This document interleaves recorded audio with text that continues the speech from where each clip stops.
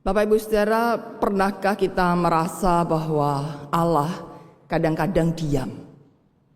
Diam. Meskipun kita sudah berdoa, berseru, teriak, nangis, tapi seakan tidak ada jawaban. Dan oleh karena itu kita merasa sendiri. Kita bahkan bingung, tidak tahu lagi harus berbuat apa. Sesaat kita mungkin menangis, saking tidak tahu harus apa, mengerjakan apa. Tetapi ketika kita sadar bahwa tangisan tidak menyelesaikan masalah, pada akhirnya kita berjuang untuk berpikir, apa ini yang harus saya lakukan? Solusinya bagaimana? Jalan apa, langkah apa yang harus segera saya ambil sebelum semakin ambruk? Dan itu kita kerjakan sendiri, sehingga beban itu rasanya makin bertambah besar. Tidak ada pertolongan.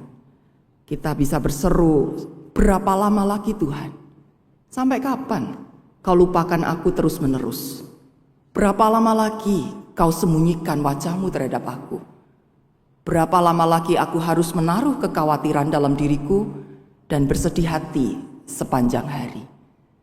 Sang pemazmur yang begitu dekat dengan Tuhan, yang banyak sekali mengalami pertolongan-pertolongan dari Tuhan pun, di satu masa, di satu titik hidupnya, dia merasakan bahwa Tuhan terlalu lama untuk menjawab doanya. Sampai kapan? Berapa lama lagi? Ya kalau aku masih kuat. Kalau tidak kuat terus bagaimana? Mungkin kita juga bertanya dan berseru, minta tolong kepada Tuhan, tetapi Engkau tidak menjawab. Aku berdiri menanti, tetapi Engkau tidak menghiraukan aku. Dalam keputusasaannya, Ayub bahkan sudah membuat sebuah penentuan bahwa Tuhan itu nggak dengerin saya. Ya. Kalau pemazmur masih tanya sampai kapan, berarti masih ada harapan suatu kali nanti, entah jauh sekali, tapi Tuhan akan jawab. Sementara Ayub bahkan mengatakan, Engkau tidak menjawab, Engkau tidak menghiraukan aku. Berarti seolah-olah sudah pisahan sama Tuhan. Tuhan sudah nggak mau dengerin Ayub. Tuhan sudah mengatakan, aku nggak bisa nolongin kamu atau nggak mau nolongin kamu. Ya. Saudara, keputusan semacam ini banyak sekali terjadi dalam kehidupan umat manusia. Di sepanjang sejarah kehidupan manusia, kita melihat bagaimana pergumulan demi pergumulan hidup seringkali menekan jiwa kita, bahkan mengancam iman kita, supaya tidak lagi berharap dan berserah kepada Tuhan. Dan di Alkitab kita bisa melihat begitu banyak kisah-kisah penantian yang panjang, saudara. Kalau cuma 1 hari, 1 bulan, 2 bulan mungkin tidak terlalu menyenangkan untuk diceritakan ya. Tapi penantian-penantian panjang ini membuat kita sadar bahwa ternyata bukan kita sendiri yang mengalami hal seperti ini. Ada begitu banyak orang di sepanjang zaman kehidupan manusia memang harus mengalami penantian yang sangat panjang sebelum masalah itu betul-betul selesai. Dan dalam penantian-penantian itu bisa saja pergumulan semacam tadi terlontar. Sampai kapan Tuhan? Berapa lama lagi? Dan apakah aku sanggup? Apakah masalah ini benar-benar akan selesai? Kalau aku masih menanti, kalau aku masih berharap, apakah di ujung sana, entah kapan itu, pertolongan itu pasti akan datang? Terlanjur menanti, ternyata kalau tidak datang gimana? Apakah salah kalau kemudian saya berbelok arah? Apakah salah kalau saya mencoba mencari pertolongan yang lain? Karena Tuhan terlalu lama. Nuh menunggu 1 tahun untuk keluar dari bahteranya. Mungkin kita bilang, cuma 1 tahun, saya ini loh pergumulannya udah 10 tahun. Ya, kita bergumul di tengah dunia yang masih ketemu orang, masih bisa melakukan ini dan itu, masih bisa healing lah, refreshing sedikit kemana gitu kayak. Itu cuma di dalam bahtera, saudara, temennya hewan-hewan. Dan dia tidak tahu kapan ini air bah akan surut, kapan dia akan keluar dari bahtera itu. Apakah persediaan makanan masih ada ketika nanti waktunya keluar atau sudah habis sebelum saya bisa keluar dari bahtera? Kalaupun orang-orang lain yang berdosa itu mati karena air bah, bisa-bisa saya dan keluargaku mati di dalam bahtera karena kekurangan oksigen, karena kekurangan makanan, karena permusuhan dengan hewan-hewan yang ada, dan banyak kemungkinan lainnya, saudara. Di dalam rumah juga tidak membuat kita bebas dari celaka, bukan? Apalagi ini di dalam bahtera, di tengah air yang bergelombang, di tengah air bah yang begitu sangat tingginya. Israel bahkan tidak cuma 1 tahun, 400 tahun menanti untuk bisa keluar dari perbudakan di Mesir. Sudah berapa ganti keturunan, saudara? Berarti ada generasi yang seumur hidupnya itu ada tinggal dalam perbudakan. Yakub hidup sebagai pelarian selama 20 tahun. Memang karena itu salahnya dia. Kenapa dia harus menipu kakaknya? Oleh karena itu dia harus melarikan diri. Tapi ketika dia minta ampun, ketika dia minta tolong, mestinya kan ya Tuhan tolongin dong. Kan katanya kita harus mengaku dosa dan Tuhan mengampuni ya. Tapi nyatanya harus nunggu 20 tahun sampai akhirnya ia bisa berbaikan dengan Esau dan bisa kembali lagi ke rumahnya. Musa hidup sebagai pelarian selama 40 tahun. Memang salahnya juga. Setelah dia memukul orang Mesir, dia ketakutan kalau nanti dihukum, maka dia pergi melarikan diri. 40 tahun hidup sebagai pelarian yang gak jelas.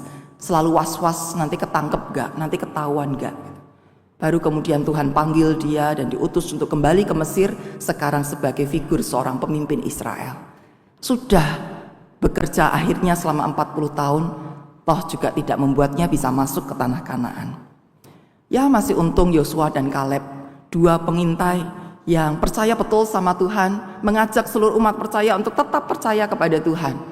Tapi sebelum akhirnya mereka bisa masuk tanah Kanaan, tanah yang dijanjikan itu, sementara 10 pengintai lainnya tidak, orang-orang Israel lainnya tidak percaya juga tidak boleh masuk tanah Kanaan. Mereka harus ikut muter-muter padang gurun selama 40 tahun. Harusnya kalau Yosua dan Kaleb percaya sama Tuhan, dia sudah membawa orang-orang Israel untuk kembali percaya sama Tuhan, kan mereka jalannya dipersingkat gitu ya. Ada jalan pintas lah untuk Yosua dan Kaleb. Tapi toh mereka harus ikut keliling muter-muter bersama orang-orang berdosa lainnya 40 tahun. Abraham yang sebetulnya sudah tidak mengharapkan apa-apa, sudah sangat lanjut usia yang gak mungkinlah punya anak gitu ya. Tapi Tuhan sendiri yang bilang, aku akan memberikan keturunan kepadamu, bahkan keturunanmu akan sebanyak bintang di langit. Terus 1 tahun, 2 tahun, 5 tahun, 10 tahun, janji itu tidak kunjung datang. Lah, saya masih tetap harus menanti atau sudah selesai aja, nggak usah ngarep apa-apa lagi. 25 tahun baru akhirnya janji itu digenapi. Seandainya nggak ada janji itu, mungkin Abraham malah hidup dengan lebih santai ya, nggak usah menanti-nanti gitu. Tapi karena ada janji itu, hidupnya malah jadi was-was penuh dengan penantian. Ribka menanti buah hatinya selama 20 tahun, dan selama 20 tahun itu dia harus menanggung omongan-omongan dari tetangga-tetangga, dari orang-orang sekitarnya, bahwa dia adalah perempuan mandul yang tidak bisa membahagiakan suaminya. Dan itu tekanan sosial yang begitu berat, 20 tahun. Yusuf hidup dalam ketidakadilan, dibuang oleh kakak-kakaknya, jadi seorang budak, dituduh, difitnah, masuk dalam penjara, dijanjikan akan segera dilaporkan ke Firaun ketika juru minuman itu bisa bebas. Ternyata tidak juga.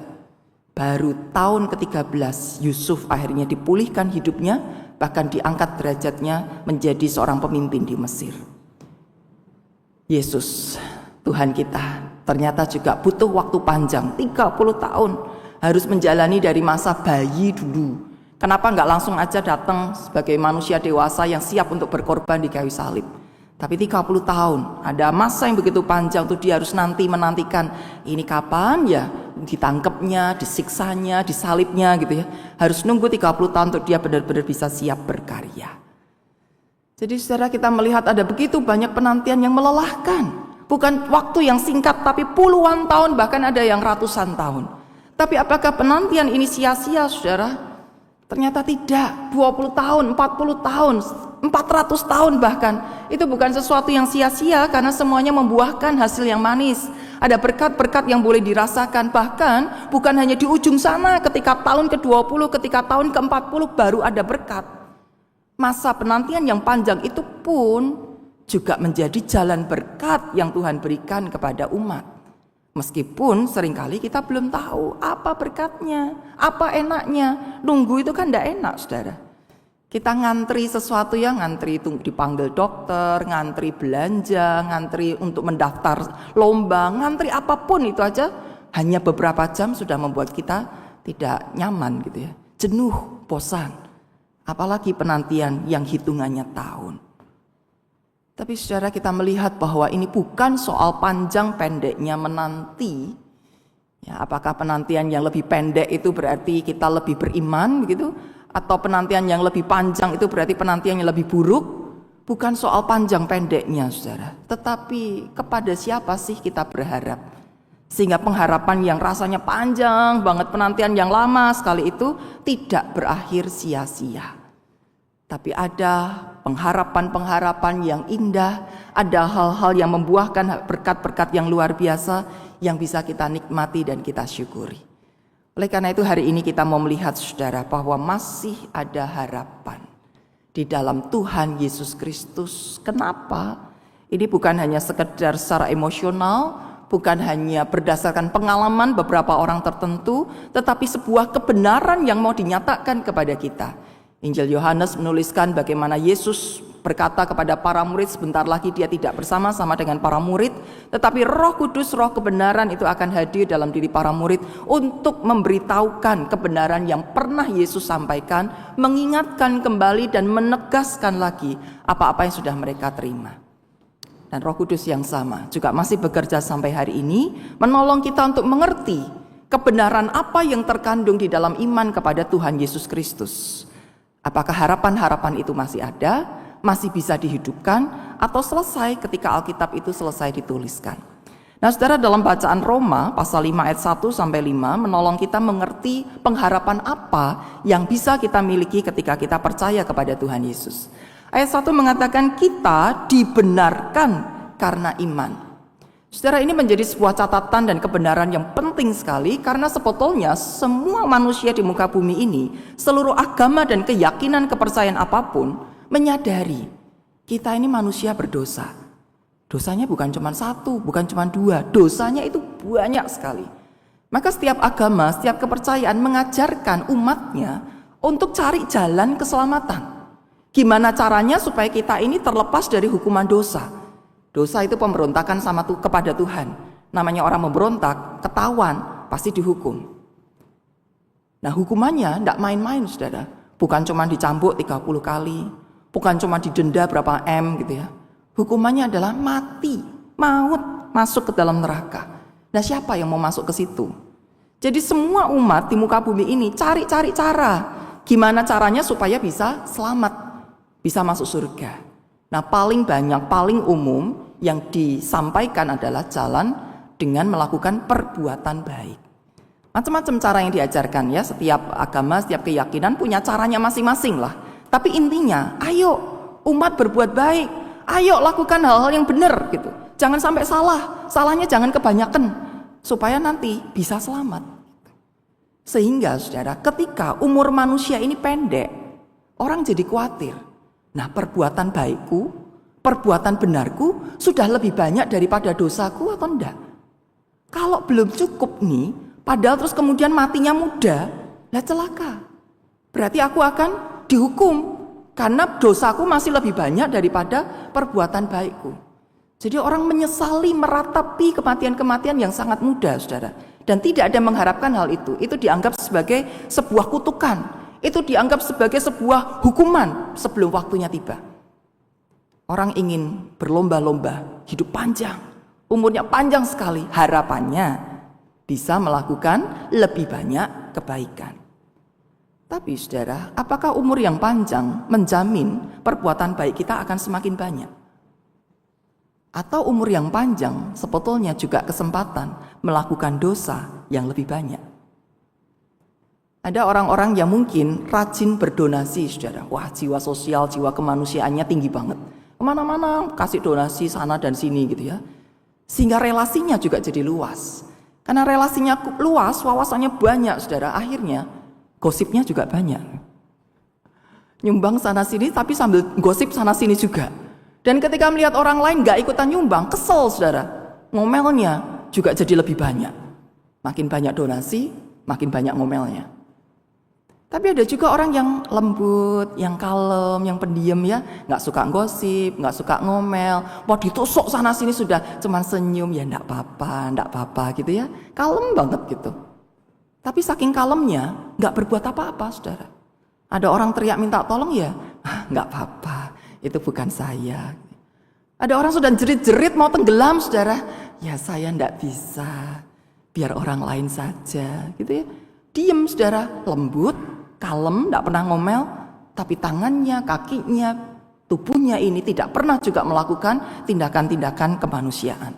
Jadi saudara, tidak mungkin, mustahil kalau kita mau bilang saya sudah 100% baik. Oke, saya target umur saya nanti sampai umur 100 tahun.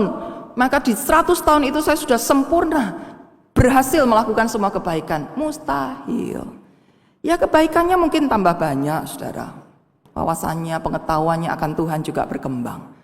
Tapi celah, kesempatan, kemungkinan untuk berbuat dosa itu juga bisa bertambah banyak.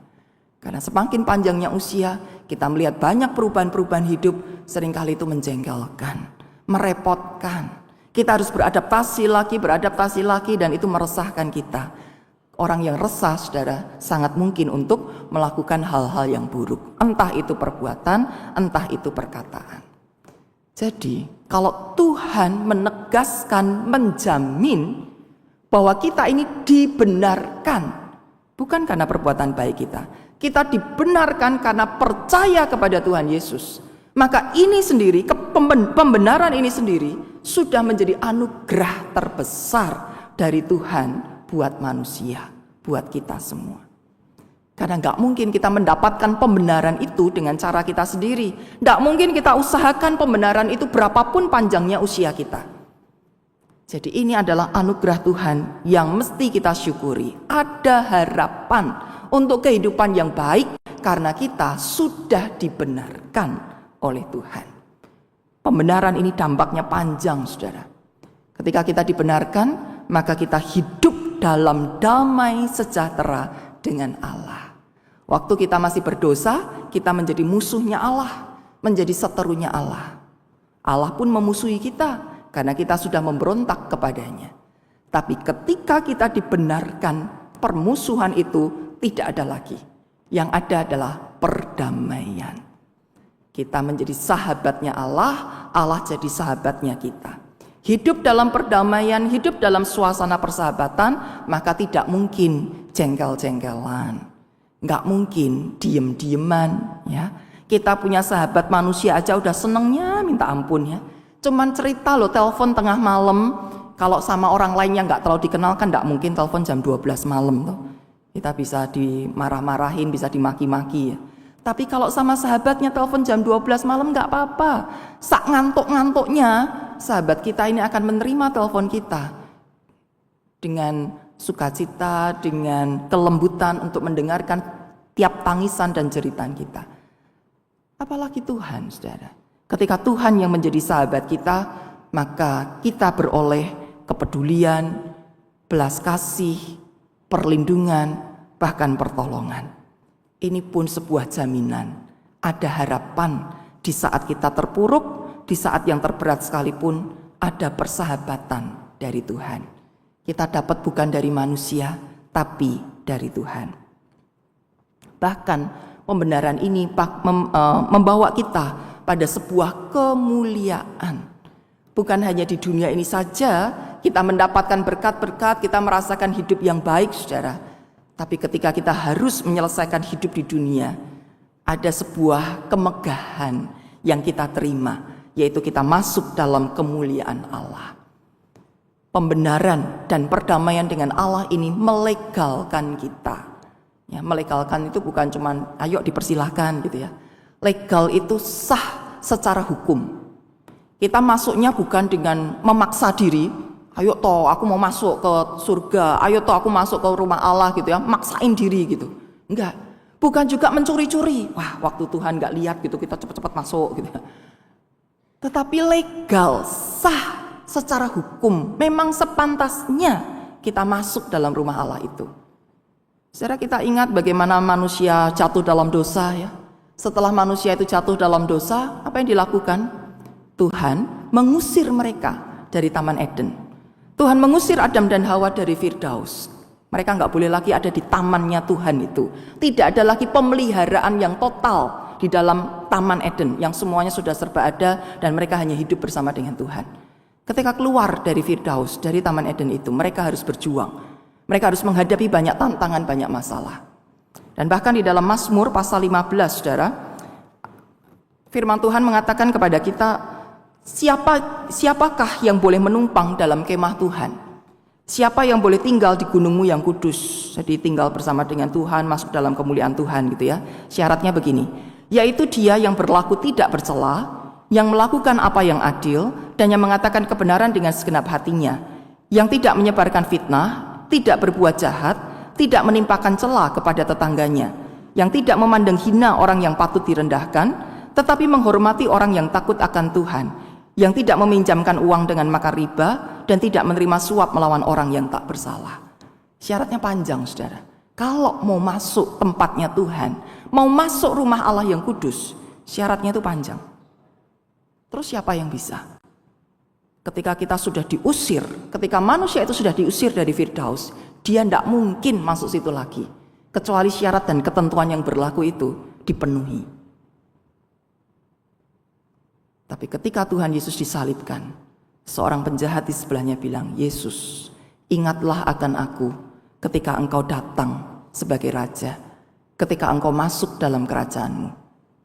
Dan Yesus bilang, hari ini juga engkau ada bersama-sama aku di Firdaus. Hari itu juga ketika Yesus disalibkan, ketika Yesus turun ke dalam kerajaan maut, ketika dia bangkit menang melawan maut, maka manusia beroleh kesempatan untuk kembali ke Firdaus, untuk kembali masuk dalam rumah Allah yang kekal, untuk bersama-sama lagi dengan Bapa yang mulia. Dari Firdaus kita akan kembali ke Firdaus, dan ini dijamin oleh Allah sendiri. Ini sebuah kesempatan emas, ini sebuah pengesahan hukum bagi kita semua anak-anaknya. Maka apa yang menjadi ketakutan kita? Apa yang menjadi kegelisahan kita, saudara?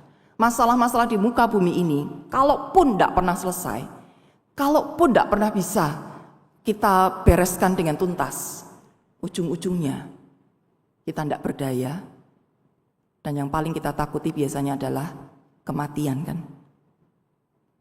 Tapi ketika Allah menjamin bahwa setelah kematian itu kita masuk dalam rumah Allah yang kekal, apa yang masih kita perlu takuti, saudara?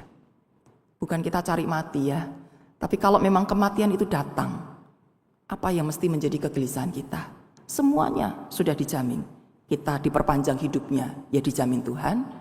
Hidupnya selesai, juga dijamin Tuhan. Kita akan masuk dalam kemuliaan Allah. Jadi mestinya kita hidup dalam damai dan suasana sukacita, karena harapan-harapan itu tidak pernah mengecewakan kita. Ketika kita sengsara, kita menderita, kita juga masih bisa bermegah. Karena kesengsaraan itu menimbulkan ketabahan, ketabahan menimbulkan tahan uji menimbulkan pengharapan, pengharapan itu tidak mengecewakan, artinya pengharapan itu menghasilkan pertolongan yang nyata. Dijamin oleh Tuhan pasti ditolong. Kenapa kok pasti ditolong? Apa karena kita layak? Apa karena kita baik? Apa karena kita hebat? Bukan. Tapi karena Tuhan berkenan memberi anugerah kepada kita. Seandainya Tuhan menjamin pertolongan itu karena kita layak, tadi ya kalau syarat ketentuannya yang berlaku itu kita sudah penuhi itu, kita jadi orang benar, kita jadi orang saleh, kita jadi orang baik, lalu Tuhan memberi jaminan pasti aku tolong nih orang-orang baik ini. Gawat, saudara. Kita tidak akan pernah bisa mendapatkan pertolongan itu. Siapa satu manusia di dunia ini yang layak? Musa yang dicatatkan sebagai orang yang paling lembut hatinya di dunia ini. Musa yang sudah mau menyerahkan hidupnya kepada Tuhan, padahal dia merasa nggak layak, nggak mampu, nggak bisa bicara ya. Tapi Tuhan terus mendesaknya untuk menjadi seorang pemimpin. Ya sudahlah, ngalah ya, berserah sama Tuhan jadi pemimpin. Sudah diserahkan totalitas hidupnya sama Tuhan. Nggak boleh loh masuk tanah Kanaan. Siapa yang layak, saudara? Jadi justru kalau kita mengharapkan pertolongan Tuhan, lalu dengan mengungkapkan jasa-jasa kita ini, saya ini sudah melakukan ini loh Tuhan, sudah beri ini loh Tuhan, saya sudah berkorban ini loh Tuhan. Percuma. Karena Tuhan berikan pertolongannya bukan karena kita sudah melakukan sederet kebaikan, bukan karena daftar kebaikan kita udah panjang, tapi karena memang Tuhan berkenan kepada kita. Kita sudah melakukan kebaikan, Tuhan berkenan tolong. Kita belum bisa melakukan kebaikan, Tuhan yang mau tolong. Kita sudah sadar akan dosa-dosa kita, Tuhan mau tolong. Ada bagian yang belum kita sadari, belum kita akui di hadapan Tuhan, Tuhan juga mau tolong. Undangan Tuhan adalah ayo masuk dalam pembenaran Allah. Tetap percaya, tetap beriman. Walaupun hati kita gelisah, walaupun iman kita terombang-ambing, terguncang-guncang dengan berbagai prahara kehidupan, tetaplah percaya. Karena hanya iman itulah yang bisa menyelamatkan kita. Iman itulah yang membuat hubungan kita sama Tuhan terrelasi dengan baik, terhubung dengan harmonis. Sehingga Tuhan tidak mungkin melupakan kita. Tuhan tidak mungkin jauh dari kita. Jadi kalau saat ini kita masih merasa Tuhan diam, itu bukan berarti Tuhan tidak ngapa-ngapain, saudara. God's silence doesn't mean His absence. Keterdiamannya bukan berarti ketidakhadirannya. He's still present in the ways we haven't known yet. Dia masih tetap hadir. Mungkin kita yang nggak tahu cara hadirnya bagaimana, cara kerjanya bagaimana, itu aja. Kita belum paham, kita belum mengerti. Tapi jangan bilang Tuhan tidak ada, Tuhan diem, Tuhan hilang. Tuhan masih ada. Kitanya yang belum tahu cara kerja Tuhan bagaimana, bentuk pertolongannya bagaimana. Jadi tetap imani saja sampai nanti kita mengerti apa sih yang Tuhan sedang terus dan akan kerjakan dalam kehidupan kita. Dalam masa penantian yang panjang, dalam harapan-harapan kita yang mungkin rasanya belum terpenuhi, Tuhan bisa bekerja untuk memurnikan iman dan kasih kita kepada Tuhan. Selama ini kita percaya sama Tuhan buat apa toh? Apa cuman karena pengen dapat yang bagus-bagus dari Tuhan? Apakah kita percaya kepada Tuhan untuk memanfaatkan Tuhan? Atau karena kita memang sungguh-sungguh mengasihi Tuhan, kita mau memberi yang terbaik buat Tuhan, kita mau jaga relasi yang baik sama Tuhan. Ya, iman kita sampai seberapa? Percaya kita sama Tuhan itu sungguh-sungguh murni atau gonta-ganti? Kadang percaya Tuhan, kadang percaya yang lain gitu ya. Kita cari Tuhan buat apa? Nah, melalui masalah-masalah itu, ketika kita disadarkan kita tuh benar-benar nggak bisa apa-apa loh tanpa Tuhan. Di situ iman kita itu terus diasah, dipoles sampai akhirnya benar-benar murni. Benar Tuhan, aku percaya sepenuhnya kepada Engkau. Sebagaimana Tuhan yang terus-menerus bertanya kepada Petrus ya, Simon anak Yohanes, apakah engkau mengasihi aku? Pertanyaan yang terus diulang.